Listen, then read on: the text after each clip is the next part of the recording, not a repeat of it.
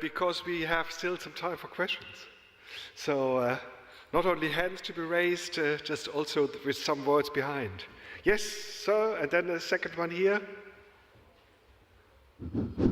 A question for Mr. Manuel Sandoval. I enjoyed your talk, high energy, a lot of flags from various parts of the world, which is good. I wasn't sure what the Egyptian flag was doing there, was Brazil, Mexico, and Turkey, but we can talk about that later. And you gave a lot of examples of challenges, including the shortage of skilled laborers and also the gap in industrial engineering, which I mentioned in the earlier session. You also gave a lot of very positive results in Mexico in particular, and very rapid. But because your title was about the strategy, I was hoping to hear something about the strategy. How did you get there so fast in the aerospace, for instance, in 5 years, and all these achievements? What was the strategy? Manuel, direct to you. We started maybe 8 years ago establishing a technology roadmap supporting the aerospace sector, not with all the premises correct, but that's a part of the process.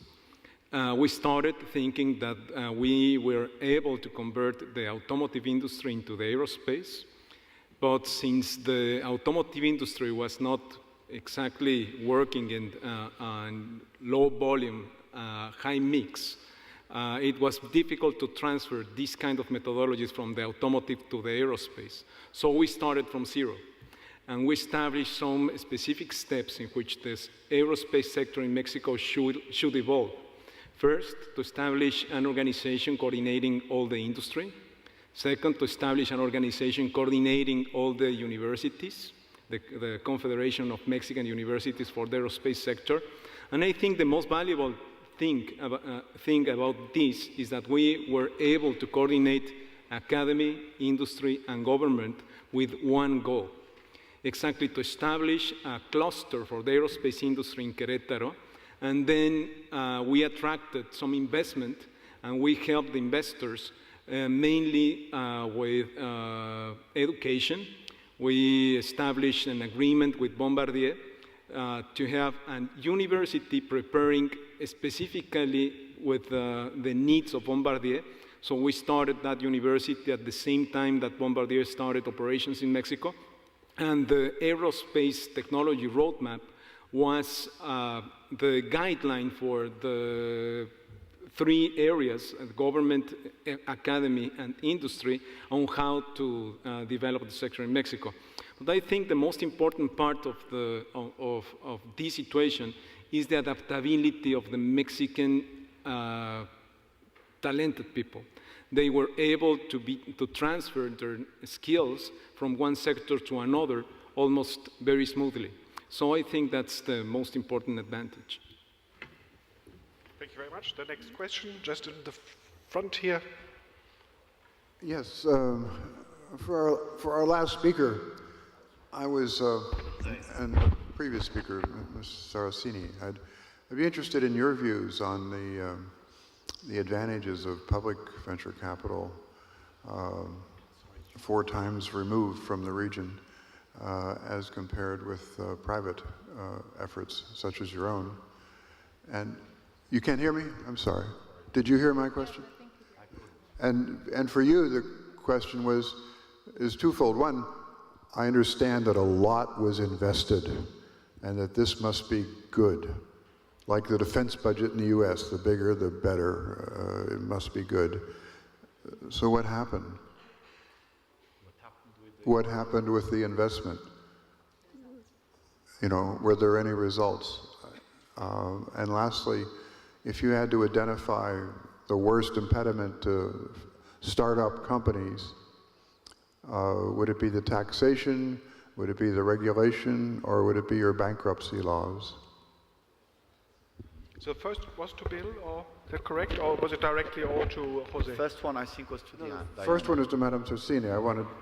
She is a specialist in the area, and I'd be interested to know her views. Yeah, sure. I would start by saying that if it was not for illiquidity of the asset class, venture capital by itself wouldn't need any public support. Because these are financial investment when done properly in a diversified portfolio. Usually the return is very interesting for investors. So it should be a virtuous circle where money is invested, and by the time it's divested, there's new money to invest in. The problem is illiquidity. So the problem is that this asset class, as I tried to explain, when you invest, you have to be very patient and wait for the return. On average, it's 10 years. By the time you make investment and the investment grow and you exit investment, it's 10 years after. If you try to exit your financial investment in the meanwhile, it's very difficult. The secondary market is very bad and you will take strong losses on the value.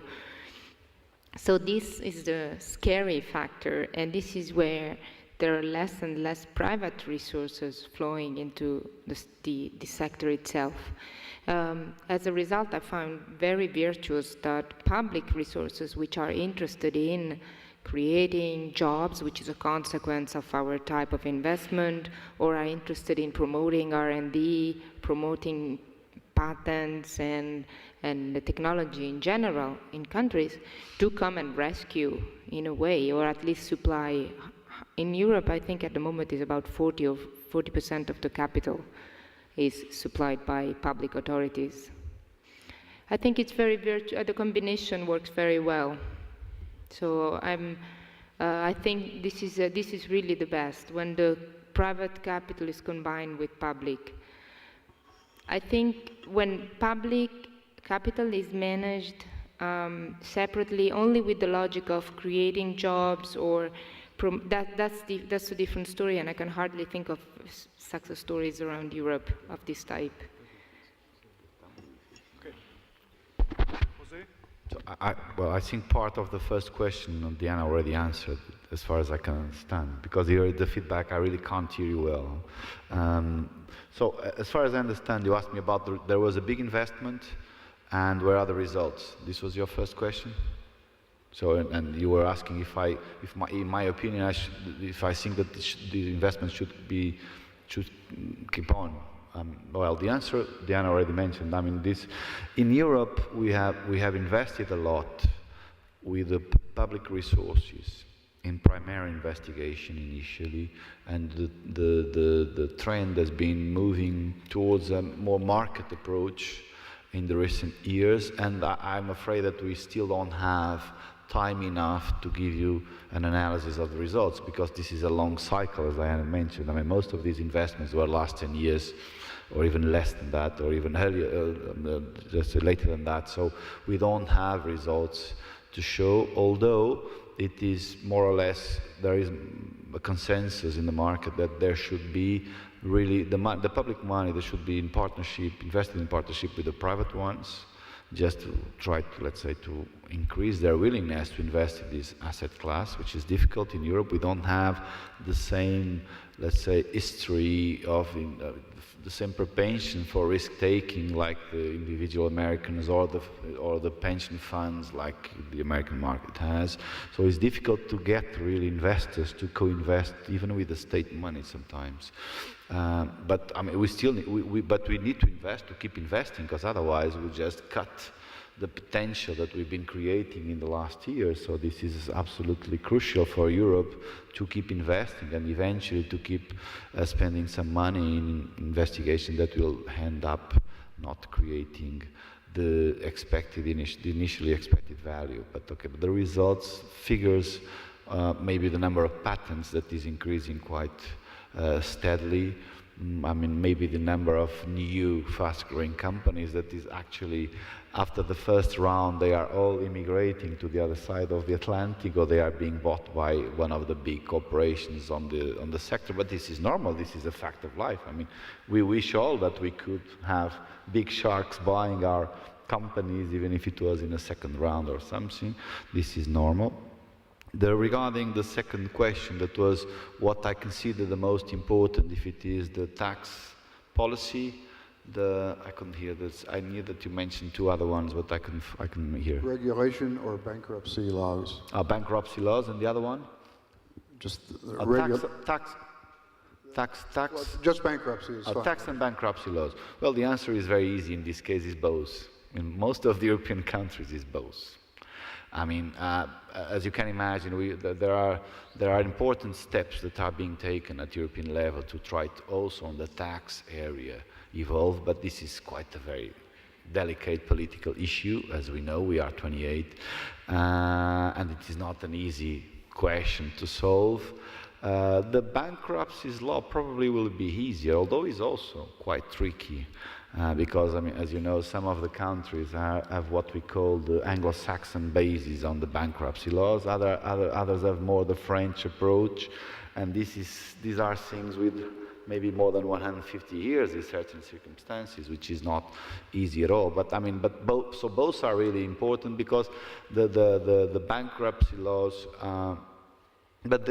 These have been evolving much faster in many countries. I mean, nowadays, let's say what we call insolvency laws in many countries of Europe just allow you to close a company in 10 minutes or something like that. I mean, you can do it very, very fast. I mean, 10 minutes is a way of speaking, of course, but very, very quickly. I mean, without any big problems. But still, we don't have it harmonized, but we are on the way. So both are important, in my view. Bill, you wanted to say something? No. No, I'm just, this is probably just the naive American here, but I had no idea that there was an asset class of an investment guarantee. I mean, it's probably just my naivete, but that's a very interesting environment. Oh, good. Yeah, no, I mean, I'm not for or against it, I'm anxious to learn more about it. It's a leverage tool. I mean, we don't invest equity, we invest other people's money, you guarantee it, so you can really leverage it. So you can do 100 with 10, as long as your default rate is lower than that. So. Right. Okay, good. Is there any last question, or should we close the session? I hear here advice from Dan, close, round it up. So. Yes, then we close the session. Thank you very much to the speakers of this afternoon and to the audience, of course.